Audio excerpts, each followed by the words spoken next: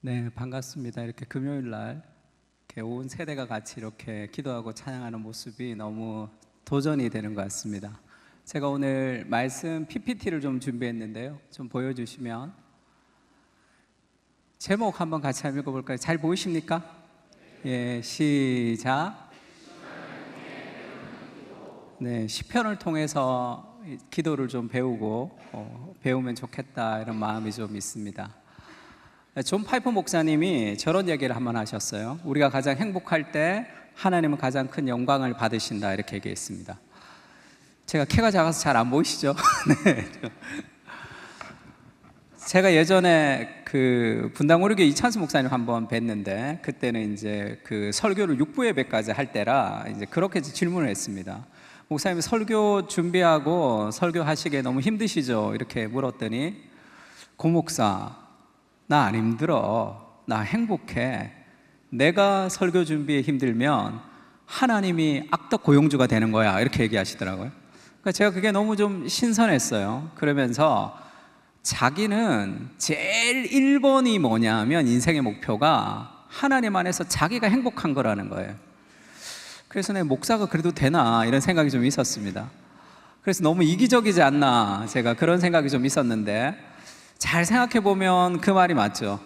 여러분 자녀가 있으면 자녀가 어떻게 살면 좋을 것 같아요?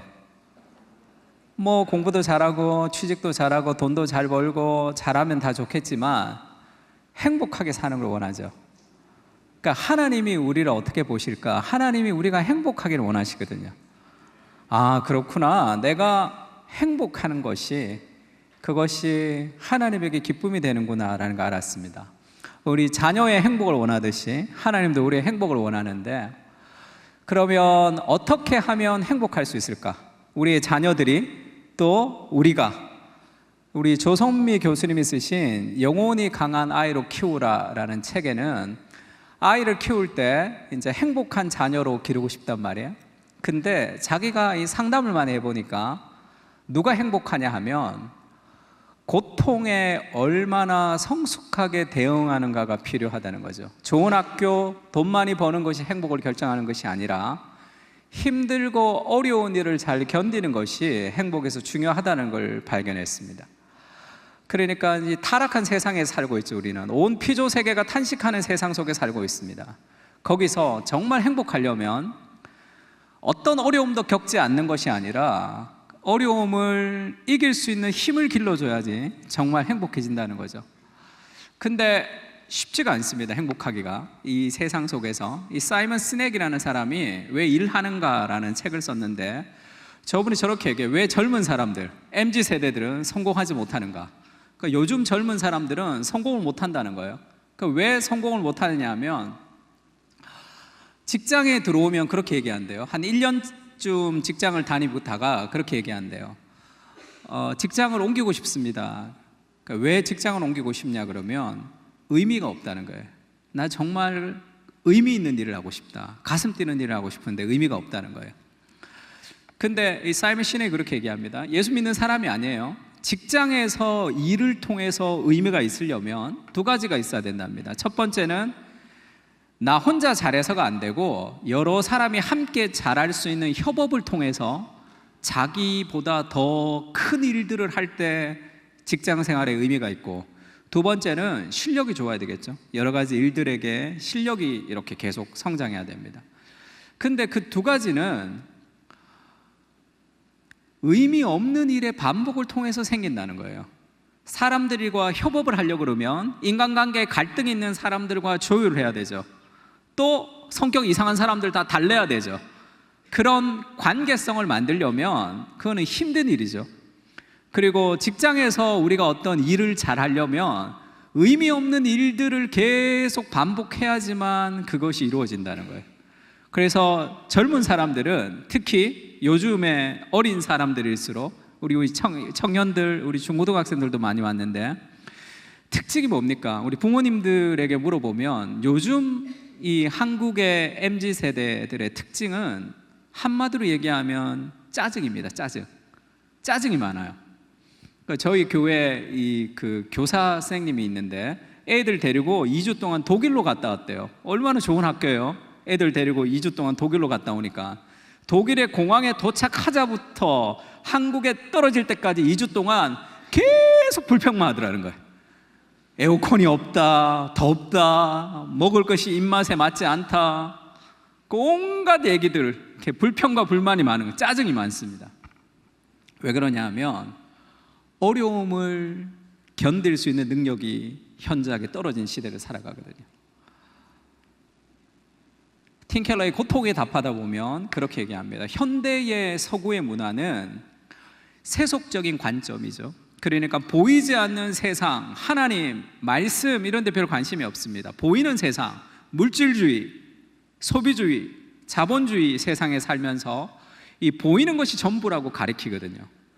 그러니까 우리의 삶에 행복하려면 보이는 거, 좋은 차, 좋은 집, 좋은 거.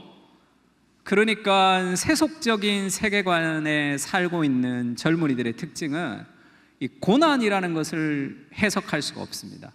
고난은 없어져야 되는 거예요. 고통이라는 것이 인생의 행복과 연결되지 않는단 말이에요. 그래서 어떤 수를 쓰든지 인생이 힘든 거를 자꾸 외면하려고 하는 그런 특징이 있습니다. 그래서 어려움을 극복하지 못하는 그런 시대가 된 거죠. 그래서 멘탈을 강하게 하라 이렇게 얘기합니다. 더 강한 사람이 되어야 된다. 그렇지만 그렇게 되지 않죠. 우리가 여러 가지 일들을 만나면서 내가 정말 약하다는 것을 깨닫는 것이 복음의 시작이죠. 누가복음 10장 3절 잘 보이십니까? 같이 한번 읽어볼까요? 내가 너희를 시작.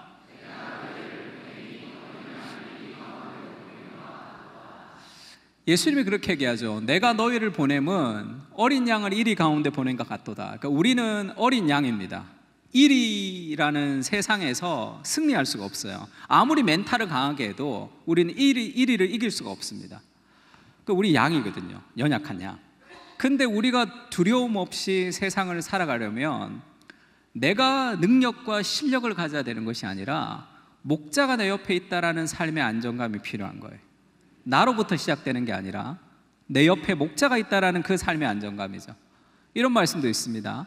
사망의 음침한 골짜기를 가지만 내가 두려워하지 않는 이유는 멘탈이 강하기 때문입니까?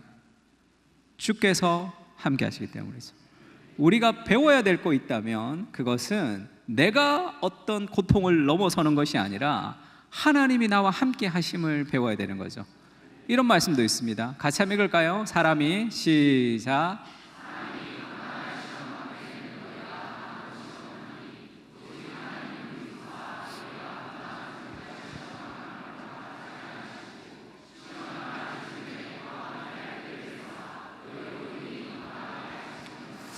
아멘. 어떻게 한 목소리로 이렇게 읽으시죠?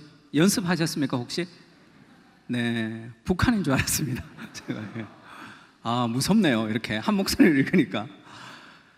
사람의 감당할 시험 밖에는 당한 것이 없는 이유. 어떤 시험도 우리는 이길 수 있습니다. 왜죠?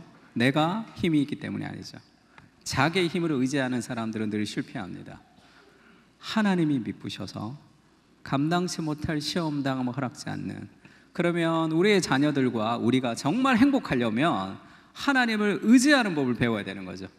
인생에서 고난을 이겨낼 수 있는 능력이 필요합니다. 그것이 뭐냐? 기도죠. 기도를 배우는 거. 특히 시편을 통해서 시편은 기도의 마스터라는 얘기가 있습니다. 시편은 기도의 선생님이에요. 기도의 학교입니다. 시편은 응답하는 언어거든요. 저는 예전에 시편에 대해서 별로 좋지 않게 생각했어요. 제가 청년 때 좀 삐딱했기 때문에 성경은 하나님이 우리에게 말씀하시는 게 성경이잖아요. 근데 시편은 인간의 기도잖아요. 인간이 하나님 앞에 기도하는 게 어떻게 성경이 될 수 있지? 그렇게 의문이 들었습니다. 그래서 읽긴 읽지만 다른 성경보다는 권위가 좀 떨어진다 이렇게 생각했어요. 왜 다른 성경은 다 하나님의 말씀인데 시편은 인간의 언어잖아요. 근데 나중에 알았습니다. 시편이 150편으로 되어 있는데 5권으로 되어 있어요. 5권. 왜 시편이 5권으로 되어 있냐 하면 모세오경이 있죠. 모세오경을 통해서 하나님이 인간에게 말씀하시고 시편을 통해서 인간이 하나님의 말씀을 받은 인간이 그것을 하나님께 응답하는 언어로서의 시편이 있습니다. 그러니까 먼저 우리에게 말씀하신 하나님의 응답의 언어죠. 그래서 시편은 정말로 다채롭게 기도를 배울 수 있는 정말로 중요한 그런 기도의 선생님이라고 할 수 있습니다. 우리 시편을 통해서 배워야 할 첫 번째, 같이 한번 우리 옆에 있는 분들하고 한번 얘기 좀 해볼까요? 시편을 통해 감정을 재조정하십시오. 이렇게 한번 인사 한번 할까요? 제가 이렇게 두 분이서 이렇게 제목을 인사를 하라 그러면 다른 건 모르겠지만 저기는 부부구나 라는 걸 딱 알겠어요. 그렇게 다정하지 않은 것 같아요. 시편을 통해서 우리가 감정을 재조정해야 되는데 인간에게 감정이라는 것은 굉장히 중요합니다. 근데 그 감정을 다루는 법을 잘 배우질 못했어요. 그래서 이 짜증, 불평 이런 것들이 많죠. 예전에는 인간의 감정보다 이성이 더 뛰어나다고 생각했습니다. 헬라 철학자들도 그렇고 우리나라 옛날 사람들도 그렇죠. 옛 선인들도 그랬습니다. 그래서 감정을 억눌러야 되는 거예요. 이성으로. 그게 더 도덕적이다 이렇게 생각했습니다. 오늘날은 좀 다르죠. 오늘날은 감정을 그대로 표현하라 이렇게 얘기해요. 그러니까 표현적 개인주의죠. 감정을 그대로 다 쏟아내는 그런 시대가 됐습니다. 감정을 이렇게 이성으로 자꾸 억누르면 어떻게 되죠? 화병 생기죠. 계속 억누르면 터집니다. 어딘가에는. 그 다음에 감정을 자꾸 표출하면 어떻게 되죠? 화 잘 내는 사람은 감정을 자꾸 표출해서 화를 자꾸 내면 낼수록 화를 덜 냅니까? 더 냅니까? 더 내죠. 그러니까 감정을 막 표출하는 것도 별로 건강하지 못해요. 나는 분노 조절 장애입니다. 그래서 감정을 딱 드러내야 된다는 사람이 있어요. 근데 사실 잘 생각해 보면 분노 조절 장애라는 건 극히 드물어요. 내가 분노 조절 장애라고 생각하는 사람들도 이 차를 타고 가다가 누가 이렇게 끼어들었어요. 그래서 뛰어내려가지고 당신 나와 이랬는데 강호동이 골프채 들고 나오면 이 분노가 다 죽어듭니다. 이렇게. 그러니까 분노 조절이 어디로 갔는지 조절이 돼버리죠. 그러니까 뭐 분노 조절 장애라는 그게 정말 있는지 잘 모르겠어요. 근데 분노도 표출하면 표출할수록 더 문제가 생긴단 말이에요. 그러면 이 감정을 어떻게 해야 되냐? 상처받은 감정을 어떻게 해야 되느냐? 감정을 기도해야 됩니다. 우리의 상처난 감정을 기도로서 감정을 재조정해야 됩니다. 더 쉽게 얘기하면 감정을 승화시켜야 돼요.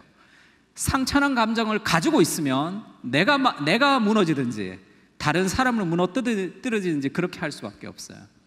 인간은 연약해서 상처난 감정을 우리가 해결할 길이 잘 없습니다. 그것을 기도를 통해서 하나님께 기도할 때 감정이 재조정되는 거거든요. 오늘 우리가 읽었던 시편에도 이렇게 얘기하죠. 여호와여 나의 대적이 어찌 그리 많은지요 일어나 나를 치는 자가 많으나이다. 많은 사람이 나를 대적하여 말하기를 그는 하나님께 구원을 받지 못한다 하나이다. 너 예수 믿는데 왜 그 모양이냐? 그런 많은 비난과 그런 조롱들이 있는 거죠. 나를 대적하는 사람들이 굉장히 많습니다. 그러면서 또 이렇게 얘기하죠. 예수님도 마가복음에 보면 내 마음이 심히 고민하여 죽게 되었다 이렇게 얘기하죠. 그러니까 나는 경상도 사람이라 난 그런 거 얘기 잘 못해 이런 사람도 있죠. 그리고 뭐 가족들 걱정할까 봐 이건 내가 힘든 거는 내가 다 움켜쥐지 내가 가족들에게는 힘든 거 절대 얘기 안 해 이런 사람들이 있습니다. 그렇게 건강하지는 못한 거죠. 예수님도 가장 신뢰하는 예수님의 제자들에게 야, 나 죽겠다. 나 지금 죽을 것 같다. 이렇게 얘기하는 거죠. 그 약한 게 아닙니다. 정말 강한 거는 자기의 감정을 그대로 하나님과 신뢰하는 사람들에게 내어놓을 수 있는 게 그게 정말 강한 거죠. 7절에는 그렇게 얘기하죠. 7절만 같이 읽을까요? 시작.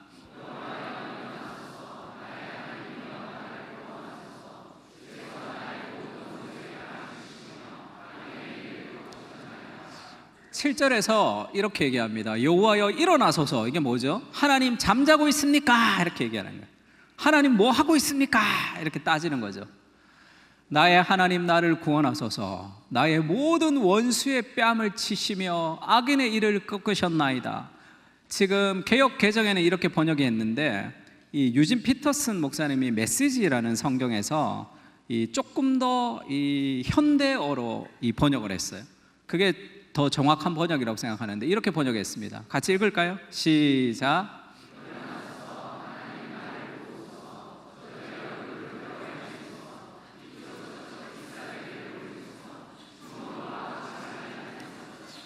하나님 일어나소서. 나를 도우소서. 저들의 얼굴을 후려 갈기소서.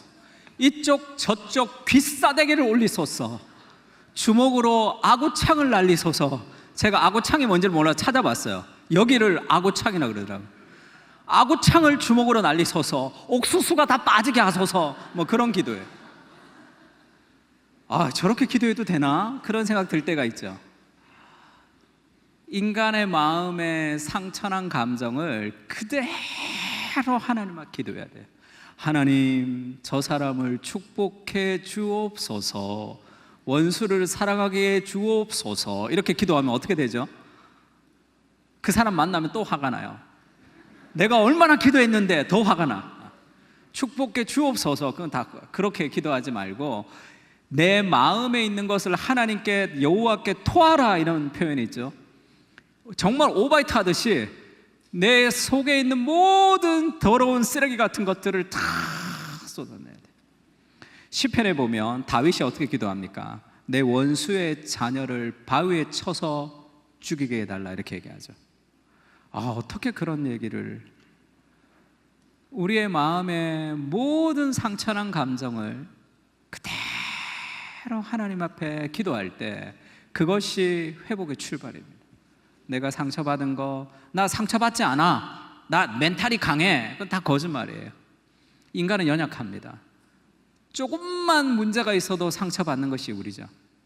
그걸 다 하나님 앞에 기도하는 거예요. 시편 88편에 보면 이런 표현이 있습니다.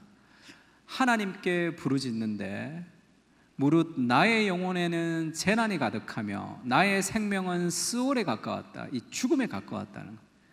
나는 무덤에 내려가는 자 같으니 인정되고 힘없는 용사와 같습니다. 하나님, 나는 죽음으로 내려가는 사람 같습니다. 근데 뭐 하고 있습니까? 이렇게 얘기하는, 하나님을 막 좀 따지듯이 얘기합니다. 그리고 마지막 절 18절에는 저렇게 끝이 나요. 같이 읽을까요? 주는 내게서, 시작.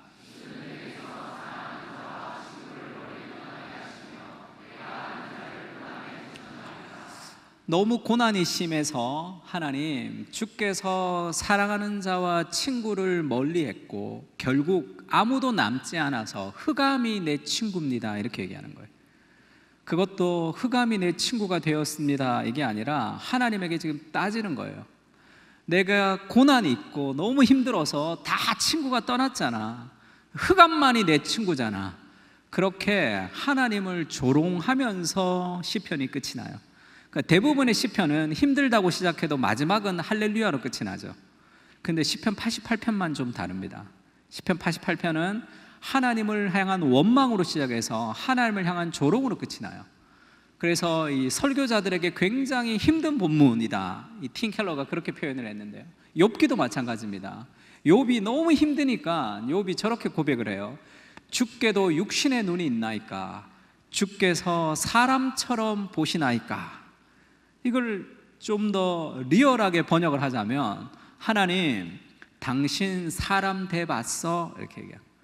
당신은 하늘에 있어서 내가 얼마나 고통받는지 모르지? 이렇게 얘기해요. 사람처럼 보십니까? 당신 사람 대봤어? 이렇게 얘기해요. 인간의 연약함과 아픔이 얼마나 힘든지 하늘에서 잘 모르지? 이렇게 하나님에게 따지는 거예요. 근데 이런 시편과 이렇게 따지는 이 시를 하나님이 어떻게 생각하시냐는 거죠. 하나님은 그걸 기뻐하십니다. 데릭 키너라는 이 주석학자가 이렇게 얘기했어요. 시편 88편을 주석하면서 인간의 조롱과 원망으로 끝이 나는 이 시편이 성경에 있는 이유가 무엇인가? 하나님은 인간이 고통당할 때 얼마나 힘든지를 이해하시는 분이시다, 이렇게 얘기했습니다. 하나님은 우리가 고통당할 때 얼마나 힘든지를 이해하시는 분이세요. 그래서 우리가 하나님에게 온갖 저주를 다 퍼부어도 그것을 하나님이 다 받아주십니다. 사춘기 때 아이들은 그런 얘기 하지 않나요? 엄마가 나한테 뭐 해준 거 있어? 이렇게 밥 한 끼 하나 해줬냐고 이렇게 소리 지르고 집 나가죠. 그래도 돌아올 곳이 있다는 것 때문에 나가죠. 정말 그런 사춘기 아이들의 원망 같은 것들을 이 부모님이 다 받아주죠. 욥기에 보면 그 마귀가 그렇게 얘기합니다. 사탄이 하나님 욥에게서 이 물건들 이걸 다 빼앗아 가 보세요. 소유를 다 빼앗아 가세요. 그러면 하나님 버릴 겁니다. 이렇게 얘기해요. 하나님 틀림없이 욕할 겁니다. 그래서 그 소유를 다 빼앗아 가죠. 욥이 저주합니다. 욥이 자기의 생일을 저주하죠. 내가 태어나지 말았으면 좋았겠다. 그리고 하나님이 도대체 어디 있는지 모르겠다. 이러면서 하나님을 원망합니다. 욥이 하나님을 원망할 때 그것을 우리가 어떻게 봐야 되느냐 하면, 어떻게 저런 얘기를 하나님께 함부로 할 수 있냐가 아니라 그것이 사탄이 패배하고 하나님이 승리한 거거든요. 왜냐하면 정말 하나님에게 상처를 받았어요. 하나님 없구나, 내 기도를 듣지 않는 하나님 없구나 하면 어떻게 합니까? 대부분 기도를 안 하겠죠. 기도를 안 하는 거, 그것은 실패하는 거죠. 사탄이 이기는 겁니다. 근데 기도하잖아요. 하나님 도대체 뭐 하고 있습니까? 이렇게 하나님을 향해 저주하는 기도일지라도 우리가 하나님에게 기도한다는 것은 하나님을 신뢰하지만 내가 이해가 되지 않습니다, 그런 고백이죠. 기도한다는 것은 여전히 하나님을 나의 주님으로 모시고 있는 거예요. 근데 연약한 인간의 이해가 부족하기 때문에 내가 이해가 되지 않는 겁니다. 그래서 그것을 하나님이 안아주시는 거예요. 그것이 시편을 통해서 상처난 감정을 치유하는 첫 번째 방식이죠. 내 안에 있는 모든 부정적인 감정을 하나님에게 다 쏟아내야 돼요.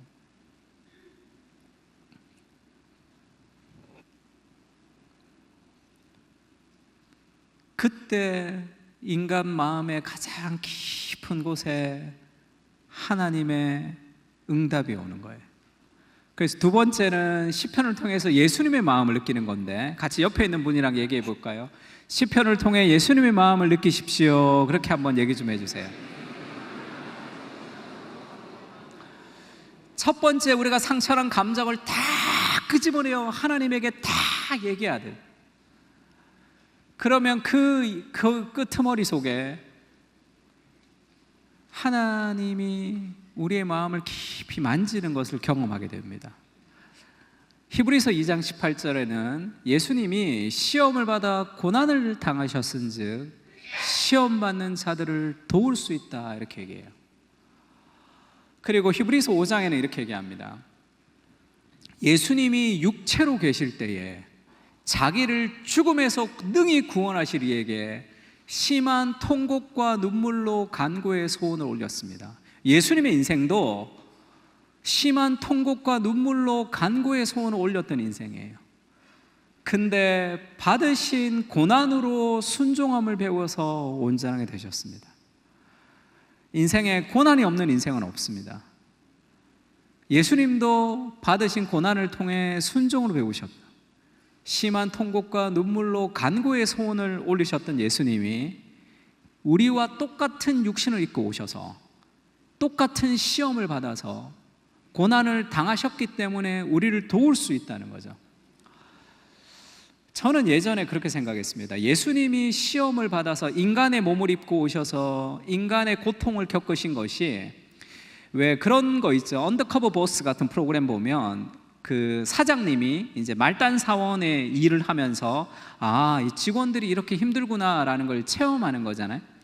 체험 삶의 연장 같이 하나님이 인간이 되셔서 인간의 고통을 겪으면서 인간이 얼마나 고통스러운지를 아는 하나님이다라고 생각했어요. 근데 사실 예수님은 인간으로 오셔서 고통을 안 겪으셔도 인간이 얼마나 고통을 겪는지를 다 아시는 분이시죠.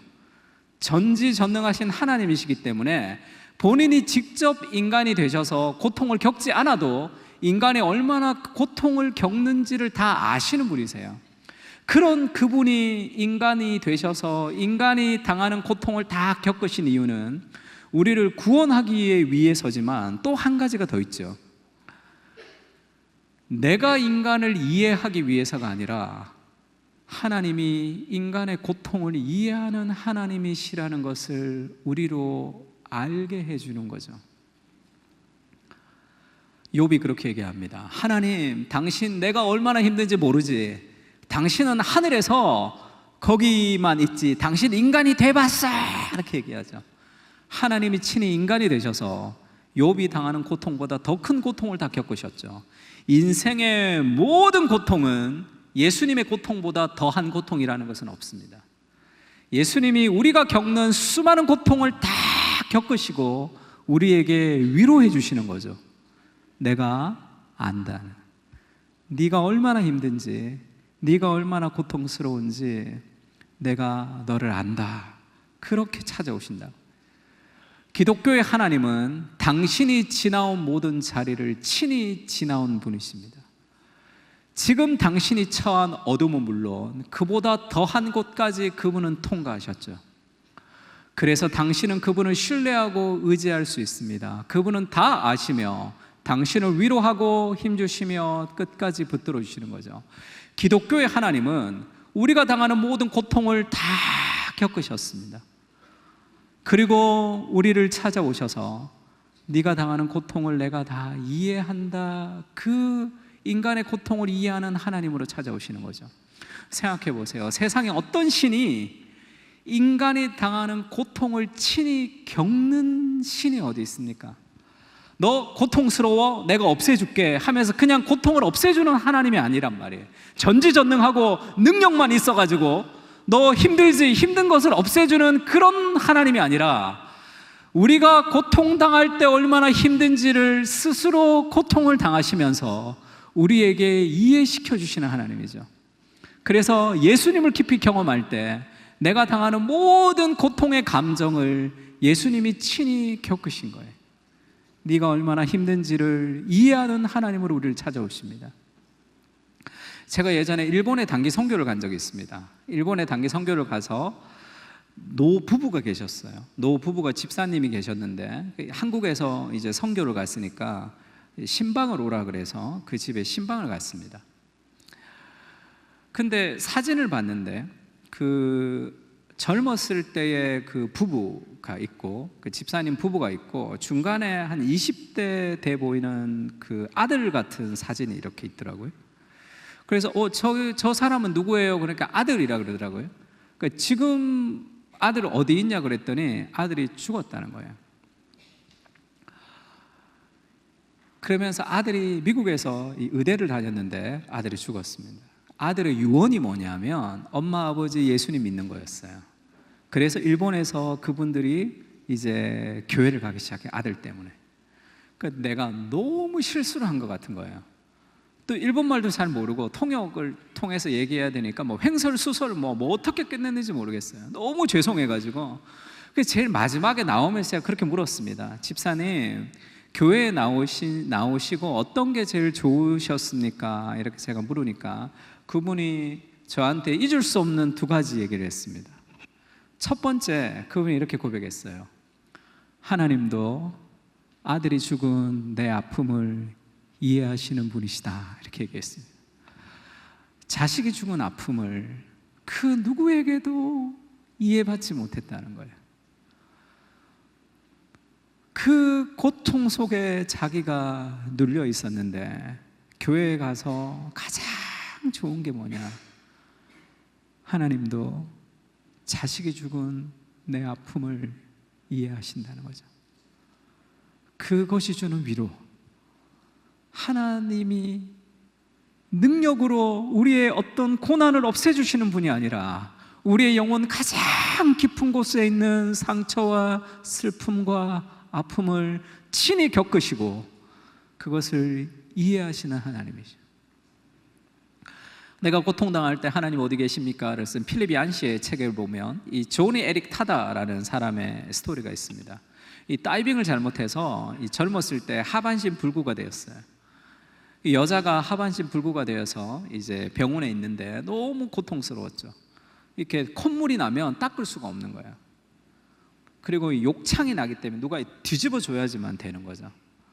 그래서 엄청 이렇게 모든 것이 다 부정적이었습니다. 친구가 와서 예수님이 너의 마음을 이해하실 거야. 그러니까 화가 나서 막 소리를 질렀대요.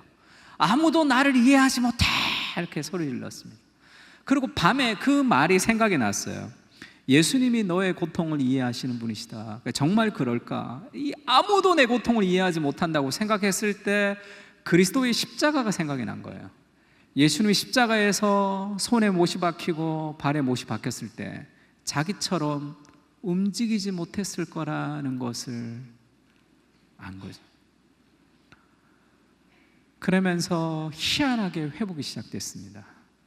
예수님이 내가 얼마나 고통스러운지를 이해하시는 동병상련의 하나님이신 거죠. 나보다 더 큰 고통을 당하신 그분이 내 고통을 이해하시는, 그러면서 회복이 시작이 됐죠. 그러면 그분은 지금 휠체어를 타고 다니지만 마지막 날에 예수님을 만났을 때 내가 무릎으로 예수님을 만나고 싶다, 그런 소망을 가지고 살아가고 있습니다. 그리고 그 집사님이 또 그렇게 얘기하셨어요. 하나님이 아들이 죽은 내 아픔을 이해하시는 분이시다라는 것이 자기 삶에 그렇게 위로가 된다는 거예요. 두 번째는 부활이죠.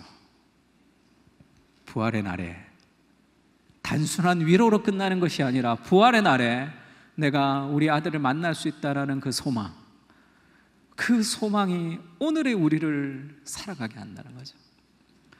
제가 돌아오면서 제가 그런 생각이 들었습니다. 예수님이 정말 대단하시구나. 복음이라는 것이 이렇게 능력이 있구나. 우리의 삶의 가장 깊은 감정의 문제, 정서의 문제까지 찾아오셔서 그것을 만져주신 하나님이시죠.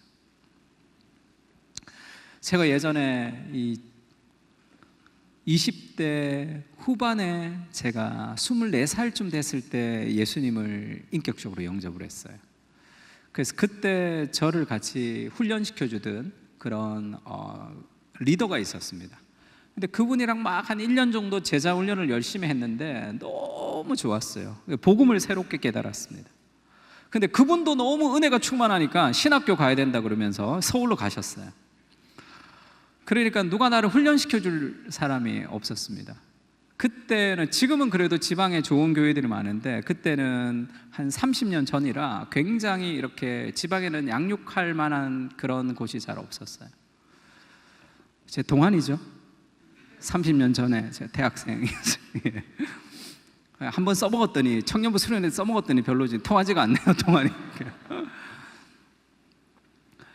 그래서 나를 훈련시켜 줄 수 있는 교회가 있으면 좋겠다, 그런 갈망이 있었습니다.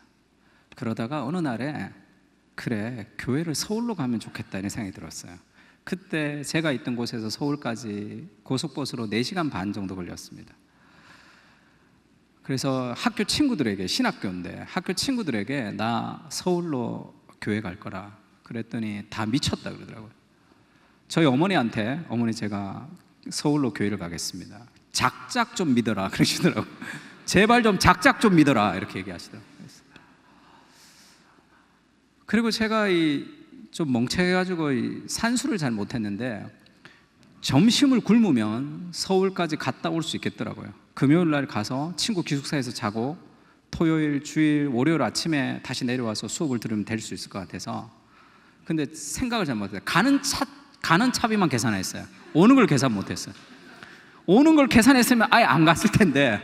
그래서 점심을 굶고 제가 그 돈은 식권 그 돈 모아서 이제 교회를 서울로 가기 시작했습니다.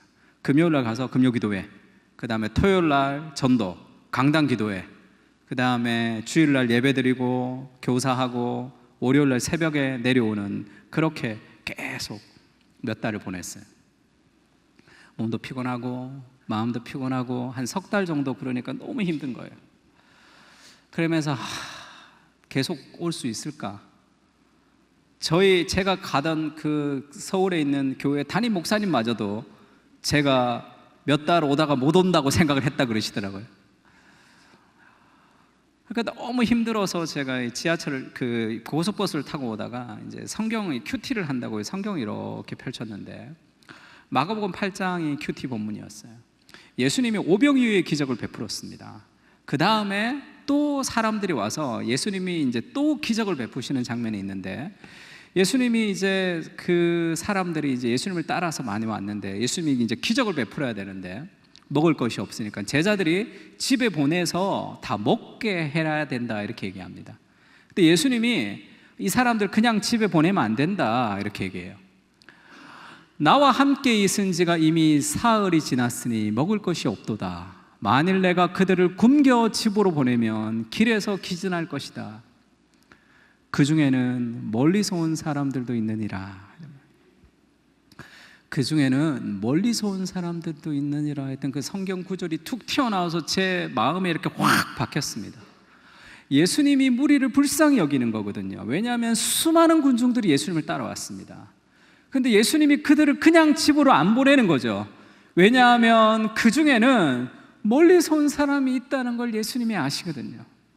내가 그냥 보내면 길에서 기진한다.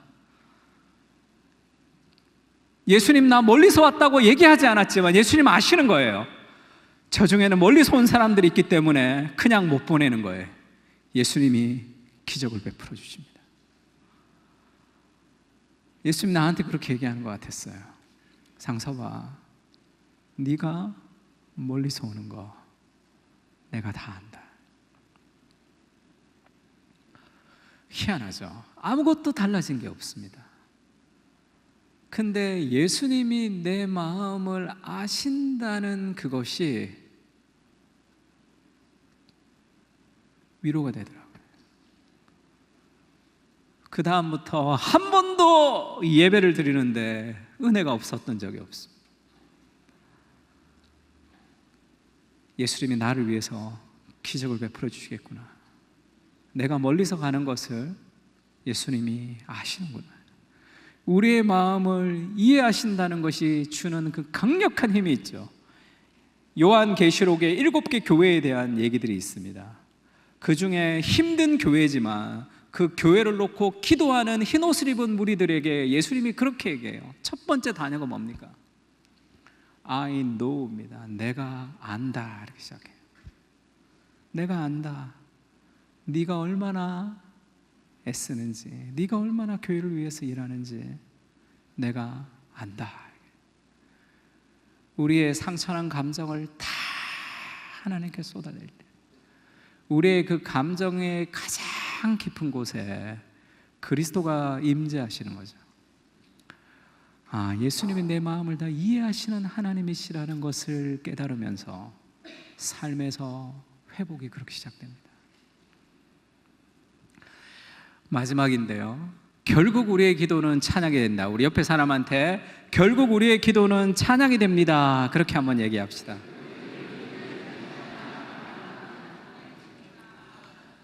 우리의 상처난 감정을 다 쏟아내고 우리의 감정의 끝에 그리스도가 얼마나 내가 힘든지를, 나와 같은 고통을 겪으신, 나와 같은 배신을 겪으신, 나와 같은 아픔을 겪으신 그리스도께서 우리의 마음의 가장 깊은 정서의 문제를 그리스도의 임재로 해결해 주시는 거죠. 그리고 나서 시편은 우리를 찬양으로 이끌어 가는데요, 어떤 사업 파트너를 만날 때 어떻게 얘기합니까? 정보를 나열하죠. 사업 파트너라. 그 다음에 친구를 만나면 힘든 것을 얘기하죠. 연인을 만나면 어떻습니까? 내 얘기를 하는 게 아니라 그 사람 얘기를 해요. 너무 아름답다, 너무 멋있다, 너무 이쁘다. 기도도 마찬가지죠. 하나님과 비즈니스 파트너 같은 단계만 가지고 있으면 정보를 나열합니다. 내가 얻을 것, 내가 뭐 얻을까, 이것을 협상하죠. 하나님과. 하나님을 친구로 두었을 때 우리의 마음의 아픔을 얘기할 수 있습니다. 그것을 넘어서 연인과 배우자로 우리가 하나님을 만날 때 그것을 찬양할 수밖에 없게 되는 거죠. 관심이 나에서 하나님으로 이어집니다. 바뀌는 거죠. C.S. 루이스가 시편 4장에서 그런 얘기를 해요.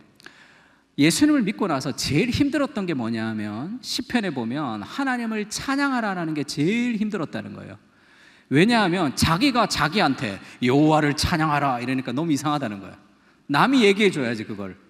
나 찬양해 이렇게 얘기하니까 그게 너무 이상했다는 거예요. 그러니까 무언가 독재자나 백만장자가 유명 인사가 주위에 떼지어 있다가 그들의 요구를 만족시켜주는 사람들과 같았기 때문에 마치 이교도의 거래처럼 느껴졌다는 거예요. 나 찬양해 이렇게 얘기하는 거니까. 왜 그러지? 그래서 하나님 찬양 좋아하시죠? 내가 찬양 좀 해드릴게요 뭐 이런 느낌이 들었다는 거예요. 그러니까 왜 사랑을 받고 싶어서 365일 사랑을 확인하는 그런 힘든 여자친구 같은 그런 느낌이 들었다는 거예요. 나 사랑해? 나 사랑해? 뭐 이렇게 사랑해 그러면 정말로? 뭐 이렇게. 그러니까 나 찬양해 찬양해 하니까 그거 이상하다라는 거야. 하나님이 왜 그러지? 나중에 알았다는 거예요. 왜냐하면 찬양이라는 것은 현실을 제대로 파악한다는 거죠.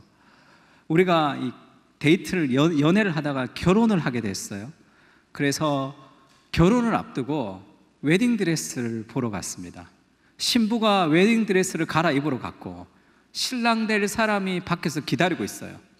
커튼이 열리고 웨딩드레스를 입은 신부가 짠 나왔어요. 그러면 뭐라고 얘기해야 됩니까? 침묵. 그냥. 그러면 결혼 깨지죠. 와, 아름답다가 정상이죠. 왜죠? 아름다운 것을 아름답다고 표현하는 게 정상이거든요. 정말 아름다운 자연에 갔어요. 그랜드 캐년 같이 아름다운 자연을 보고 이야 하잖아요. 거기서 침묵. 사춘기 애들 주로 그러죠.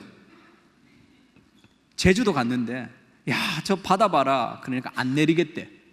이어폰 꽂고 차에서 안 내리겠대요. 그러면 집에 있지 여기 왜 온 거야? 왜 그렇죠? 정서가 좀 망가져서 그렇죠. 애들이 정상으로 돌아오면 아름다운 것을 보고 와 아름답다고 얘기하는 게 정상이죠. 하나님을 만날 때 찬양이 정상이죠. 하나님을 찬양하는 것. 나보다 더 큰 무엇을 만날 때 안식한다, 쉰다고 할 때도 마찬가지입니다. 쉴 때 피곤하니까 넷플릭스 보면서 앉아서 쉬면 쉼이 아니에요. 계속 정보가 들어오죠. 쉬는 게 아닙니다. 쉼이라는 것은 나를 벗어나야 돼요. 그래서 우리가 예배를 드릴 때 어떤 리프레시가 되는, 회복이 되는 이유가 뭡니까? 나를 벗어나는 경험을 하는 거거든요. 하나님을 만나는 경험, 예배의 경험. 그래서 나에게 집중하는 것이 아니라 나를 벗어날 때 쉼을 누리거든요.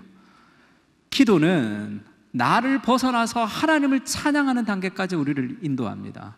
그래서 진정한 쉼과 회복을 우리에게 가져다 줄 수 있는 거예요. 이 시편은 150편으로 되어 있는데 유진 피터슨 목사님이 이 시편을 인생과 같다 이렇게 얘기해요. 시편 1편으로부터 시작을 해서 150편까지가 인생과 같다는 거예요. 시편 150편 마지막에 가면 뭐가 있습니까? 할렐루야 할렐루야 할렐루야로 끝이 나요. 시편 150편은 고립되지 않습니다. 시편 150편은 시편의 결론부에 해당하는 5번째 시죠. 우리가 제 아무리 고난을 당하고 회의에 빠지고 분노에 휩싸이고 절망과 회의에 빠져 어느 때까지일까라고 질문한다 할지라도 기도는 결국 찬양으로 발전한다. 시편 20편, 시편 30편 그렇게 고통과 아픔이 있지만 결국에 시편의 150편에 다다르면 찬송으로 끝이 난다는 거예요. 시편의 결론은 우리의 기도가 찬양으로 끝나지만 시간이 걸린다는 것을 말해줍니다. 혼란에 빠져 있을 때 기도하면 곧바로 찬양이 되지는 않죠. 기도하면 곧바로 모든 것이 회복되지는 않습니다. 어떤 기도가 할렐루야에 도달할 때까지는 수년, 수십 년이 걸릴 수도 있습니다. 그러나 기도는 결국 찬양이 되죠. 항상 찬양으로 향해 가며 결국에는 거기에 도달하게 됩니다. 만일 우리가 기도하고 인내한다면, 울고 웃으며 회의하고 믿는 것을 반복하면서 씨름하고 춤추고 또 씨름한다면 분명히 우리는 시편 150편에 이르러 벌떡 일어나 앙코르 하며 갈채를 보낼 것이다. 인생에 여러 가지 힘든 일들도 있습니다. 어려운 문제들도 있습니다. 그러나 시편의 150편에 이르러서는 찬송으로 끝이 나게 될 거예요. 그때는 다시 돌아가고 싶지 않은 기억이 아니라 다시 그곳으로 돌아가서 한 번 더 인생을 살아가고 싶은 그런 하나님의 큰 계획 안에서의 내 인생에 대한 그런 이해가 되는 거죠. 우리가 왜 하나님을 저주하고 욕할 수밖에 없습니까? 힘들 때 왜 하나님을 향해서 다 쏟아놓을 수밖에 없죠? 하나님을 믿지만 이해가 되지 않기 때문이죠. 그러나 그날에 찬송이 이루는 그날에는 모든 것이 다 이해가 되는 그날이, 그러면 인생의 우리의 모든 고통이 해석이 되는 거죠. 그래서 상처가 별이 된다 이런 말이 있죠. Your scars into stars. 우리의 상처가 별이 되는 거죠. 하나님은 그것을 그렇게 다 바꿔주실 겁니다. 요셉의 인생을 보세요. 요셉의 인생은 굉장히 힘들었습니다. 아주 이상한 가정에 태어나서 자기를 죽이려고 하는 형제를 만나서, 그리고 보디발의 집에 팔려갔고 감옥에 갔고 온갖 억울한 일을 다 당했어요. 마지막에 요셉이 그렇게 고백합니다. 내가 하나님을 대신하리까 당신들은 나를 해하려 하였으나 하나님은 그것을 선으로 바꾸어서 오늘과 같이 많은 생명을 구원하게 하셨습니다. 억울한 일을 당하고 여러 가지 고통을 당하고 내 삶의 죄와 어떤 문제의 실수까지도 하나님은 선으로 바꾸실 수 있는 주권의 하나님이신 것을 신뢰하는 거죠. 예수님도 마찬가지입니다. 그가 하나님께서 정하신 뜻과 미래하신 대로 내어준 바 되었거늘 너희가 법 없는 자들의 손을 빌려 십자가에 못 박아 죽었으나 하나님께서 그를 사망의 고통에서 풀어 살리셨으니 이는 사망에 매여 있을 수 없습니다. 사탄은 예수님을 죽이고 싶었어요. 유대인들을 불러일으켜서 시기를 통해서 예수님을 십자가에 죽였습니다. 사탄이 할렐루야는 아니겠군요. 사탄이 좋아했겠죠. 승리했다고 막 기뻐했겠죠. 근데 존 오웬이라는 목사님 논문 중에 그리스도의 죽음과 사망의 종식 이런 책이 있습니다. 제목이, 다시 얘기하면 그리스도가 죽었는데 그 죽음으로 죽음이라는 사망이라는 세력을 죽여버렸다는 거예요. 사탄은 승리했다고 생각했는데 법 없는 자들의 손을 빌려서 십자가에 못 박혀 죽였는데 그것이 그리스도의 부활과 사망을 종식시키는 하나님의 지혜였죠. 가룟 유다는 예수님을 팔았습니다. 그래서 예수님이 십자가에 죽고 부활에 이르렀어요. 그러면 가룟 유다가 아니었으면 예수님이 십자가에 못 박히는 게 없고 부활이 없기 때문에 가룟 유다는 하나님 나라에 어시스트를 한 좋은 사람입니까? 그렇지가 않죠. 그 사람은 예수님을 부활하도록 하기 위해서 예수님을 판 게 아니라 자기의 악한 행동을 따라 팔았습니다. 그 악한 사람은 악한 행동대로 심판을 받을 거예요. 그러나 악인의 행동으로 인해서 상처받은 우리의 억울함과 고통과 아픔까지도 하나님은 선으로 만들 수 있는 주권적인 역사를 보여주시는 분이시죠.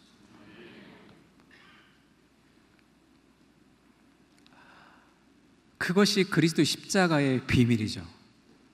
실패인데 십자가는 이 나쁜 놈들이 인해서 죽어버렸는데 하나님이 악인의 악까지 사용하십니다. 하나님이 악인도 악한 날에 적당하게 지으셨다.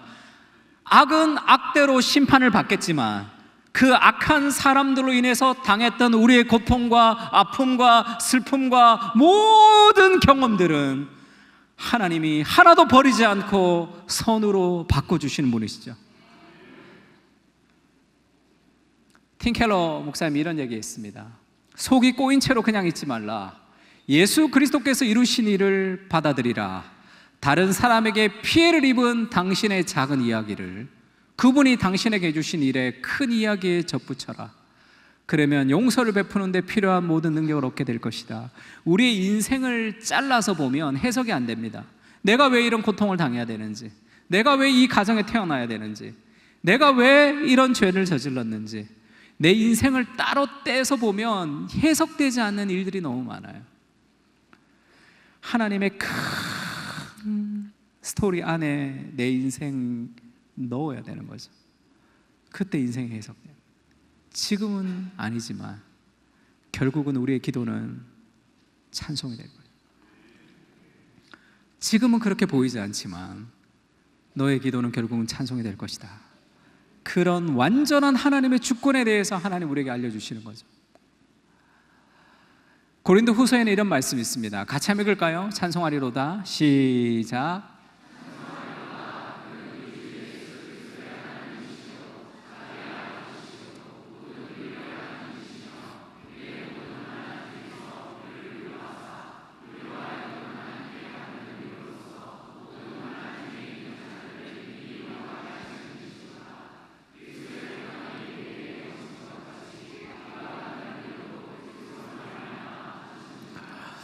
아멘. 하나님을 위로의 하나님이다 이렇게 얘기합니다. 왜 위로의 하나님이시냐면요, 우리의 모든 환난 중에 환난이 없을 것이다 얘기하지 않습니다.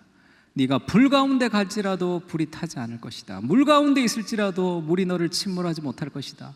우리는 불 가운데 물 가운데 갈 때가 있죠. 그러나 그것이 우리를 무너뜨리지 못합니다. 왜죠? 모든 위로의 하나님께서 우리의 모든 환난 중에 우리를 위로하시죠. 그리고 우리로 하여금 하나님께 받은 위로를 가지고 모든 환난 중에 있는 사람을 위로하게 하시는 분이시죠. 인생의 우리의 모든 고통은 사명이 되는 거죠. 모든 환난 중에 하나님이 우리를 위로하십니다. 그리고 그 위로받은 우리가 다른 모든 환난 중에 있는 사람들을 위로하게 하는 상처가 사명이죠.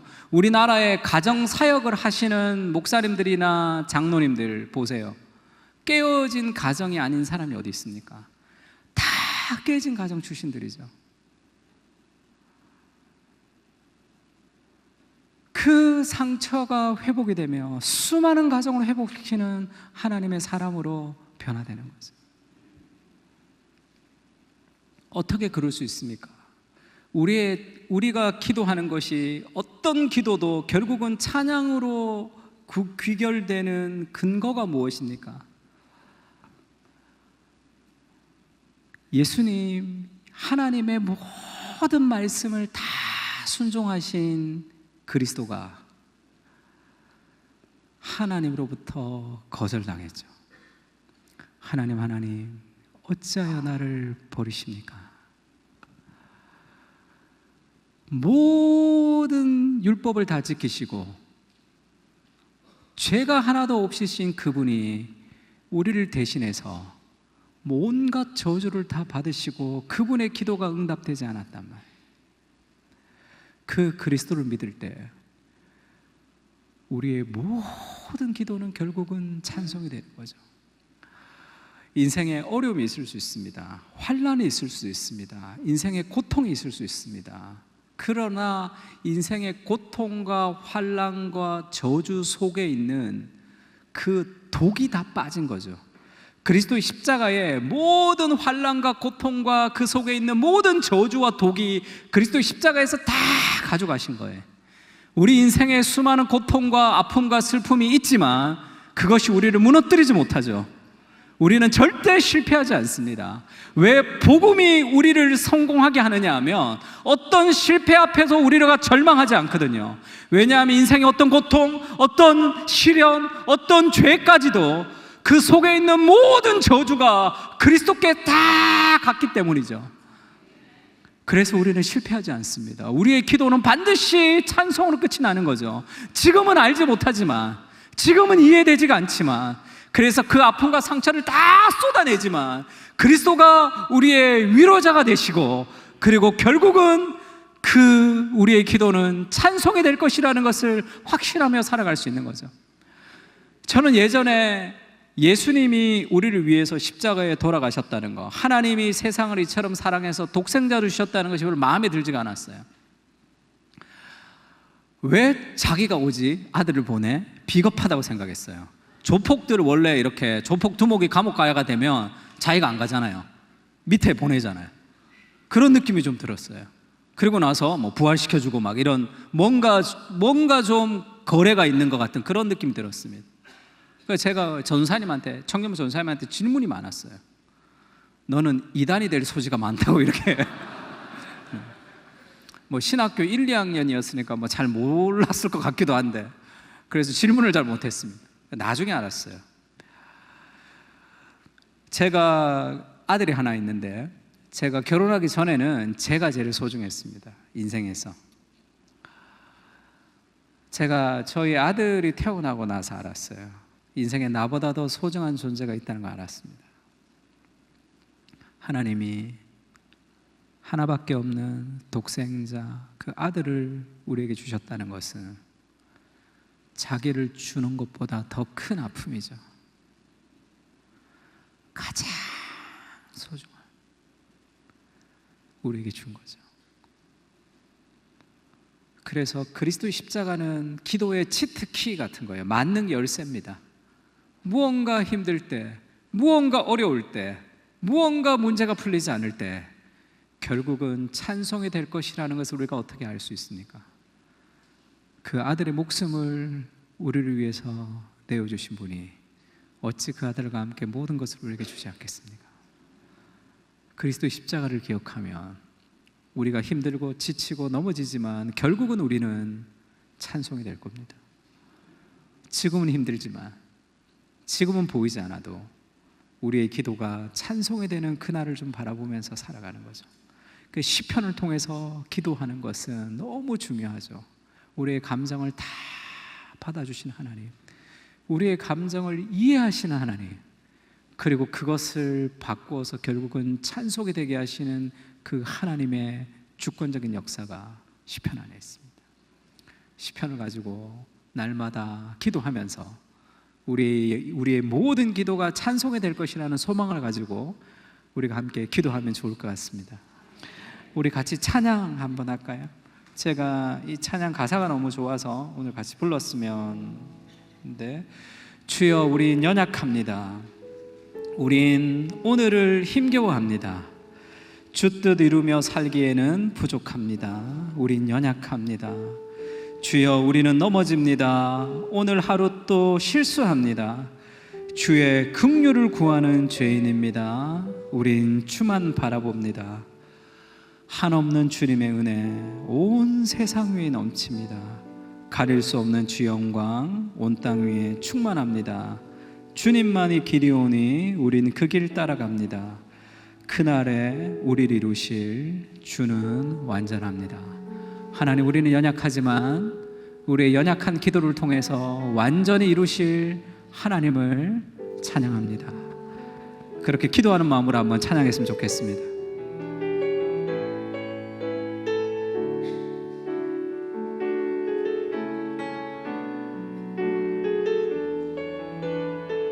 주여, 우린 연약합니다. 연약합니다. 우린 오늘을 힘겨워합니다.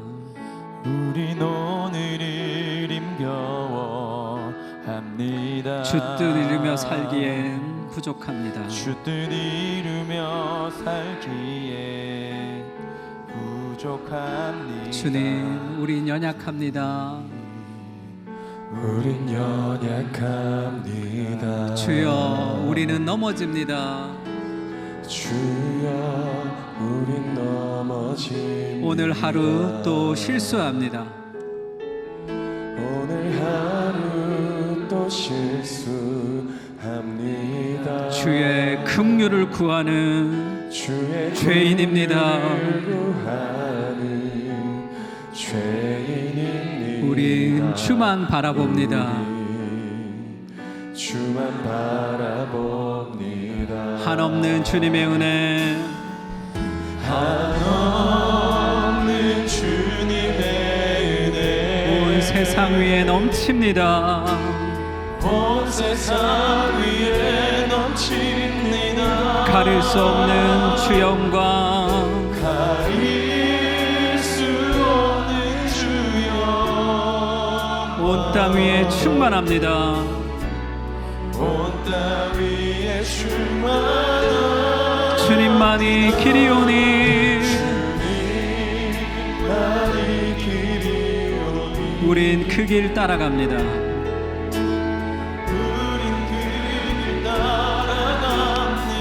그날에 우리의 기도는 찬송이 될 것입니다. 주는 완전합니다. 주는 완전합니다. 한 번 더 찬양할까요? 주여 우린 연약합니다. 주여 우린 연약 우린 오늘을 힘겨워합니다.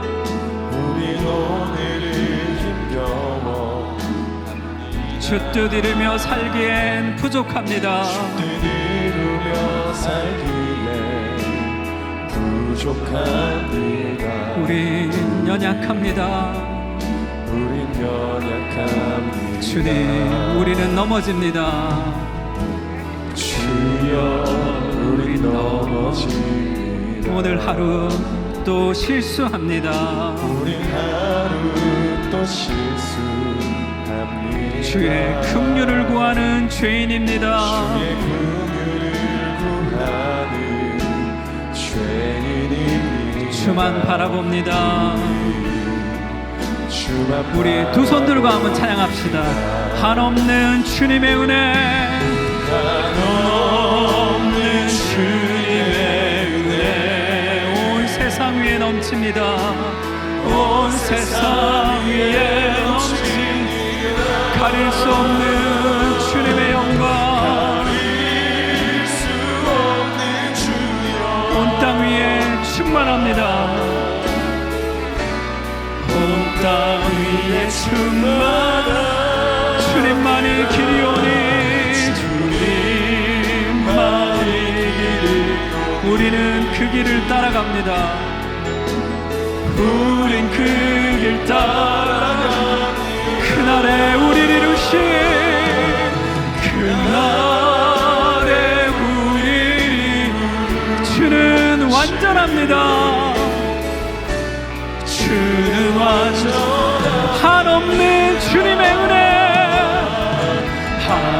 한없는 주님의 은혜 온 세상 위에 넘칩니다. 온 세상 위에 넘칩니다.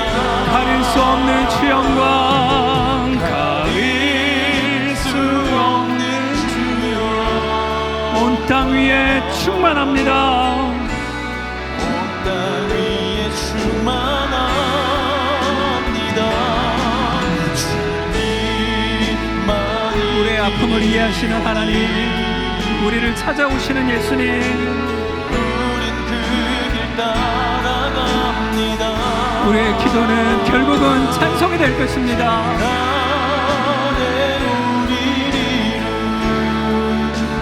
주는 완전합니다. 주는 완전합니다. 눈을 들어 주를 보라. 눈을 들어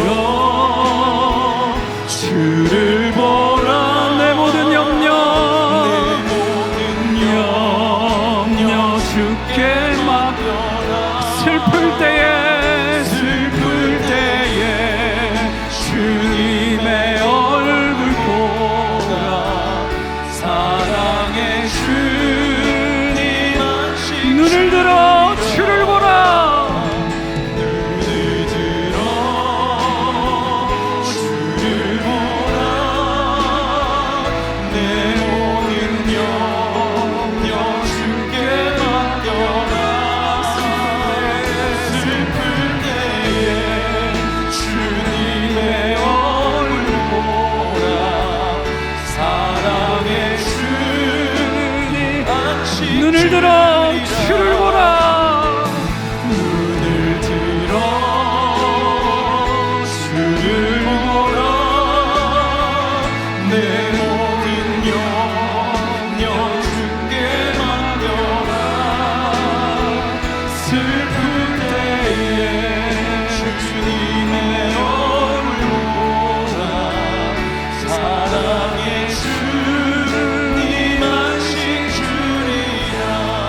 같이 한번 말씀을 생각하면서 기도했으면 좋겠습니다. 하나님, 우리는 연약해서 수없이 많은 삶의 상처 가운데 있습니다.